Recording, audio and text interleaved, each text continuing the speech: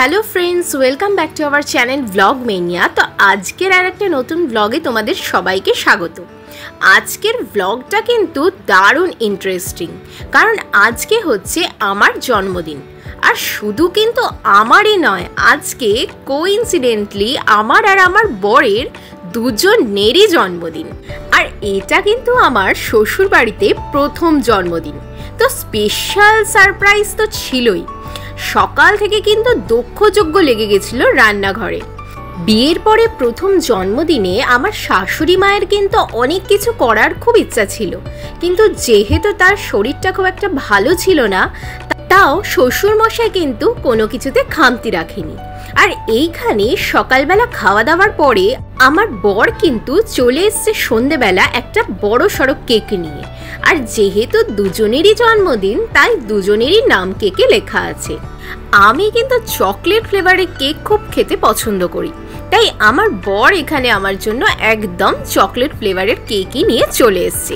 তবে কেকটার টেস্টটা কিন্তু একদমই অন্যরকম ছিল, কারণ এটা শুধু চকলেট নয়, চকলেট প্লাস অরেঞ্জ ফ্লেভারের একটা সুন্দর কেক ছিল। আর এখানে আমরা দুজনেই এবার কেকটা কেটে নিচ্ছি। এত আনন্দের মাঝেও কিন্তু একটু খারাপ লাগছিল, কারণ যেহেতু মায়ের শরীরটা খুব একটা ভালো ছিল না, তাই আর ফ্রেমটা কমপ্লিট করতে পারলাম না। এইবারে হলো না তো কি, মা তো আমাকে সব সময় বলে যাচ্ছিল যে পরের বারে কিন্তু আমরা এর থেকেও বেশি আনন্দ করব। এবারে দেখো কেকটা কেটে নিয়ে আমরা সবাই একটুখানি মিষ্টি মুখ করে নিচ্ছি। আর এটা কিন্তু আমাদেরকে তাড়াতাড়ি করতে হবে, কারণ এরপর কিন্তু আবার আমার বরের একটা অন্য কিছুর প্ল্যান আছে। হ্যাঁ, বিয়ের পর প্রথম জন্মদিন, একটু প্ল্যানিং না করলে হয়, তাও আবার দুজনের একই দিনে। তাই সারাদিন সবাই মিলে বাড়িতে খাওয়া দাওয়া হই হুল্লোড় কেক কাটা করলেও ডিনারের প্ল্যানটা কিন্তু বাইরে রেখেছিলাম। তো মায়ের শরীরটা খারাপ বলে 4 জন আসতে পারলাম না, আমরা দুজনেই চলে এলাম দ্য ফ্লায়ার্সে, যেটা রয়েছে কাঁকুরগাছিতে। বিধাননগর স্টেশন থেকে গাড়িতে 5 মিনিট মতো লাগলো। আর তোমরা যদি কেউ হেঁটে আসতে চাও তাহলে স্টেশন থেকে ওই মিনিট 15 লাগবে। বাই দ্য ওয়ে, ওকে কিন্তু আমি এখানে আনছি সেটা একদমই বলিনি আগে। তো বলেছিলাম যে বাইরে ডিনারে যাব। তো ফ্লায়ার্সে এসে ওর তো ভীষণ ভালো লাগলো। আর 5টা জায়গার থেকে এটা এই জায়গাতে আলাদা যে তোমার ঢুকলেই মনে হবে আমি কোনো একটা প্লেনের মধ্যে ঢুকে গেছি। অ্যাকচুয়ালি রেস্টুরেন্টটা করাই হয়েছে একটা প্লেনের থিমে।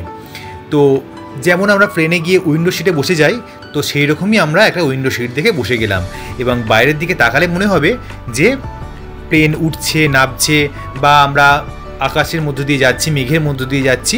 তো এটাই এখানকার একটা নতুনত্ব। তো তোমরা যদি কেউ চাও প্লেনে না উঠেও একটা প্লেনে বসে ডিনার করার বা লাঞ্চ করার শখ পূরণ করবে, তো তোমরা চলে আসতেই পারো দ্য ফ্লায়ার্সে।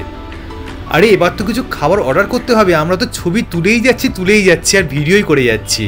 তো রেস্টুরেন্টটা কিন্তু একদম ফাঁকা ছিল, শুধুমাত্র আমরাই ছিলাম। তো আমাদের ফটো তুলতে এবং ভিডিও করতে যেটা খুব সুবিধা হয়েছে। তো যাই হোক, এবার খাবার পালা।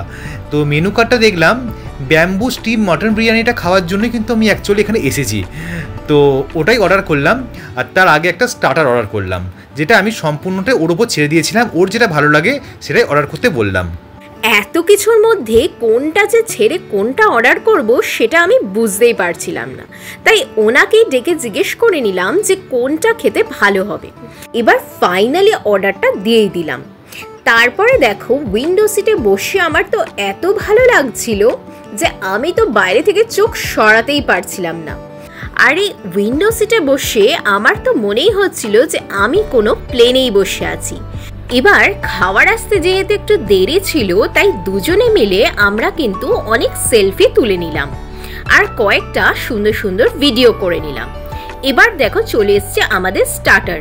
আমাদের স্টার্টারে ছিল টেরিয়াকি চিকেন। যারা স্পাইসি খেতে খুব পছন্দ করো তাদের জন্য এটা কিন্তু বেস্ট অপশন। স্পাইসি হলেও খেতে কিন্তু দারুণ ছিল, আর সাথে কিন্তু একটু স্যালাডও দিয়েছিল, আর পুরোটাই ছিল গ্রেভি মিক্সড। এবার দেখো আমাদের মেন কোর্সে চলে এসছে ব্যাম্বু স্টিম মাটন বিরিয়ানি। আর মধ্যে ছিল 3 পিস মাটন আর 1 পিস এগ, আর এটা কিন্তু শেয়ারেবল। এটার প্রাইস ছিল 400, আর যদি তোমরা চিকেনটা নাও তাহলে তার প্রাইস পড়বে 340। আর এর সাথে ছিল রায়তা। বিরিয়ানিটা কিন্তু খেতে খুব একটা খারাপ ছিল না। তো এবার তো আমরা মেইন কোর্সে বিরিয়ানিটা বেশ ভালোভাবেই এনজয় করে খেয়ে নিচ্ছি। আমাদের ভিডিওগুলো তোমাদের কেমন লাগছে আমাদের কিন্তু অবশ্যই জানিও। আর আমাদেরকে ভালো লাগলে আমাদের পেজটাকে ফলো আর ইউটিউব চ্যানেলটাকে অবশ্যই সাবস্ক্রাইব করো। দেখা হচ্ছে পরের ব্লগে।